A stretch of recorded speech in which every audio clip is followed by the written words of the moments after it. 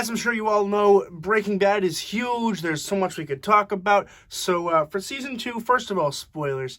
I've decided to kind of break down a couple of the aspects of Season 2 that I liked, that I want to talk about and explore a little bit.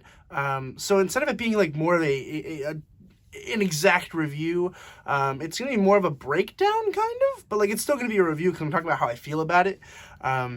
Anyway, I figured I'd explain why it's not exactly what I would typically do, but it is going to be very similar, so I hope you enjoy. But today we're talking about Breaking Bad Season 2.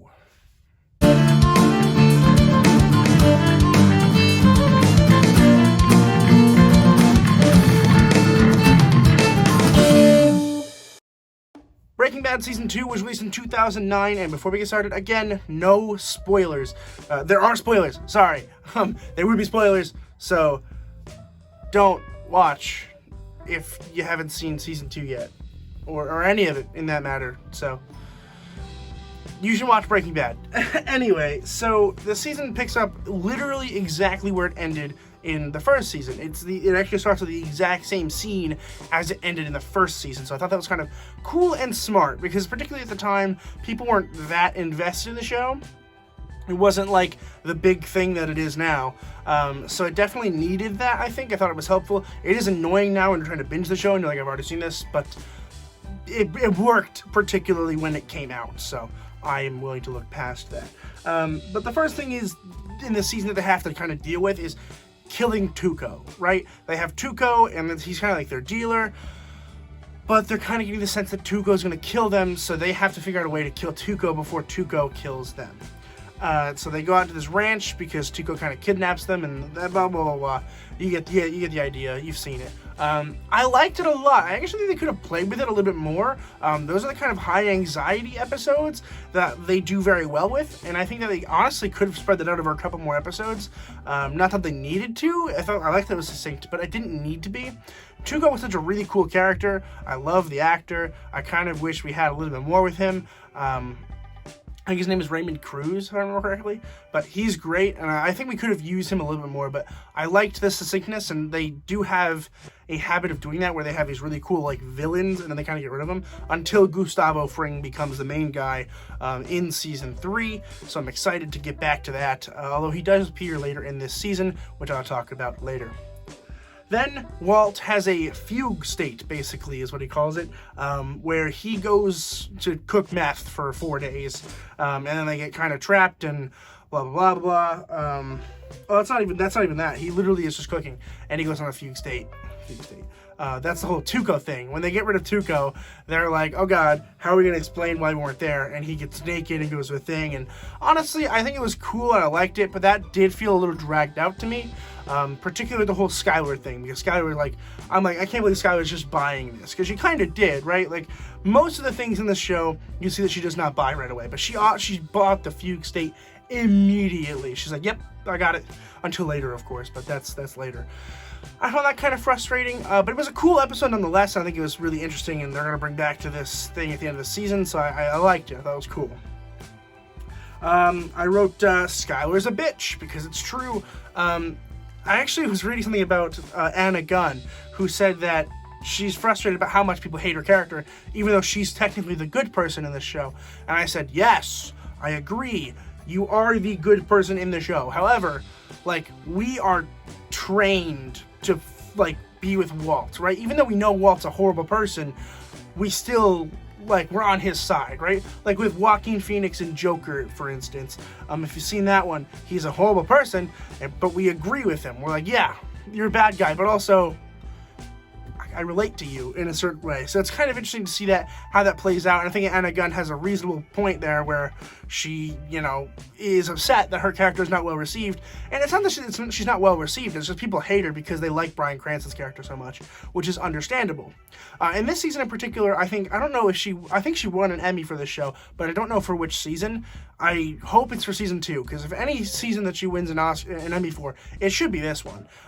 She just has to play so many vast differences in this character. She goes from liking Walt to hating him, and in the last episode, we'll talk a little bit about that later, we see her character come to like this conclusion, and it's awesome, and it works so well. She's brilliant as this character, and I honestly didn't really see it until the end of the season, and then I think it does kind of tick her down a little bit as we progress, but this is definitely my favorite season for Skyler, because she just kind of goes out, and she is forced to deal with smoking. She has a childbirth. She's struggling with liking Walt and deciding whether or not Walt's a good person, which I can't imagine having to do that with a significant other. It must be awful. But I liked how she handled that. I think she handled it pretty well. Jesse and Jane. Jane is fantastic.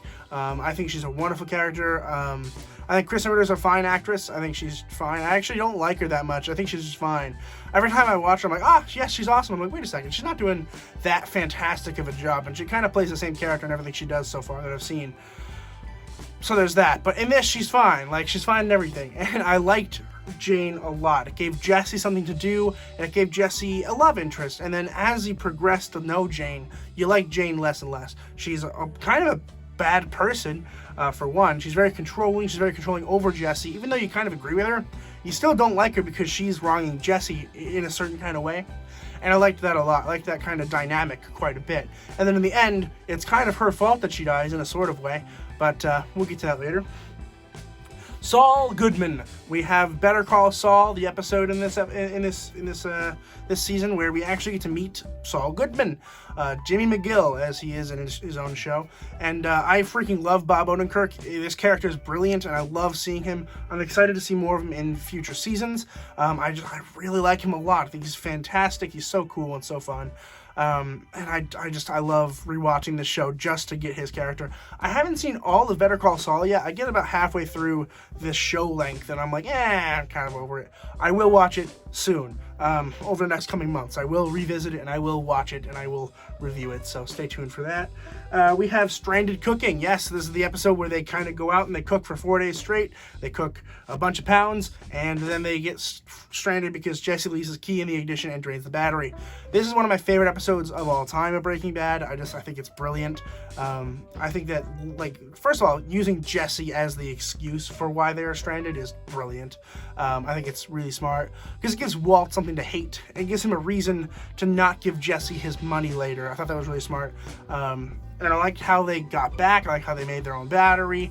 And the end of the episode is just kind of like, that was a lot. Because it's a stressful episode. Because there's a time frame, right? They set a time limit. They're like, hey, listen, Walt's got to be back by this certain time and date because he's expected to be picked up by the airport at a gun. And I think it's brilliant. I think it's a really great episode. One of my favorite episodes of all time. We have Gus, of course. Gus begins to show his face a little bit. Giancarlo Esposito, who is just brilliant in this show. In this season, he's kind of reserved. You don't really know a whole lot about him, but he's awesome in the season because there's just a little taste of what you're going to get in the next season, which is what I like about Breaking Bad in particular with their villains, is they do have a very good idea of what they're doing with setting things up. They're like, hey, listen, you're going to see him in 2 episodes this season, but then next season, he's going to be in every episode. And I love that. I'm really excited to see more of him in the next season. He's always been my favorite villain. I think he's kind of everyone's favorite villain, but I could be wrong. Walt kind of kills Jane in the penultimate episode, which is probably one of my favorite episodes of all time. It's at least one of my favorite scenes of all time. Is when Jane falls over, she throws up, and she chokes on her own mouth. I'm scared, I'm horrified of it, but it's freaking brilliant. So I was really excited to see that. And then on top of that, there's the whole Walter White's part of that, right? Where Walter is scared and he's sad and he doesn't really know what to do about the feelings he's having. And he kind of swallows it. And that's when he becomes Heisenberg, in my opinion. This is the defining moment of him choosing to cook meth forever instead of going back to his regular life. And I thought that was a really good defining moment. I really liked that scene a lot. And of course, the final episode was brilliant and frustrating. It hurts watching that final episode because the last few minutes of it really is just Skyler and Walt having that conversation where she's like, I know you're doing something and you're not telling me what it is. And Walter's got the goatees and the pink shirt, which matches the pink bear. And I'm just like, like I'm freaking out this entire time I'm watching this episode, every time I watch this episode. And it's one of the episodes I will watch just without rewatching the whole show, I'll just put on this episode sometimes because I think it's brilliant and it's a good representation of what Breaking Bad feels like, particularly going into season 3, where a lot of it is Skyler and Walt struggling to figure themselves out. I believe it's season 4 where they get the laundromat, but I could be wrong. That's why I'm doing this kind of separately, because I want to separate these seasons by their own season. And I'm going to go ahead and give season 2 an A. Have you guys seen season 2? Let me know in the comments below what you guys thought about it. I liked it a lot. I don't like it as much as the first season. I think it's just because season 1 is very succinct in terms of what it's trying to do. You know what it's trying to do. It's setting up these brilliant characters, and it's kind of breaking them down level by level. Season 2 has a lot of character development, but it doesn't really go anywhere, and it ends on a really unsatisfactory note, which I want to mention is important to notice when you're watching the show, because it's all on Netflix. You can just binge all of it. As soon as I want to, I can start season 3. I'm not going to for a little bit, but you can. Whereas you had to wait like a year before, when this was coming out in 2009. You had to wait till 2010 to watch season 3. That must have been so frustrating. I would have been very upset. So it definitely ends on a note of like, oh, that sucks. Which isn't a problem per se, but it is a slight frustration. But that's okay.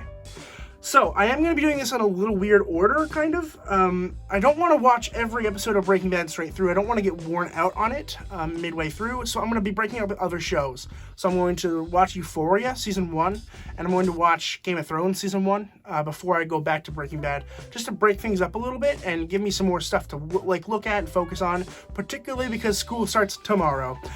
So, wish me luck. I'm very nervous about it. I think it's, I don't know. I'm excited because I got some fun classes. I'm scared because there's some really hard classes, and I got to put a lot more work into this semester than I think I'm going to have to. I'm prepared for it, but I'm upset about how much I'm expecting to have to do. But it's okay. I'm going to blast through it. It's going to be great. So wish me luck. And as always, keep watching movies and television. Stay educated, and I'll see you guys in the next video.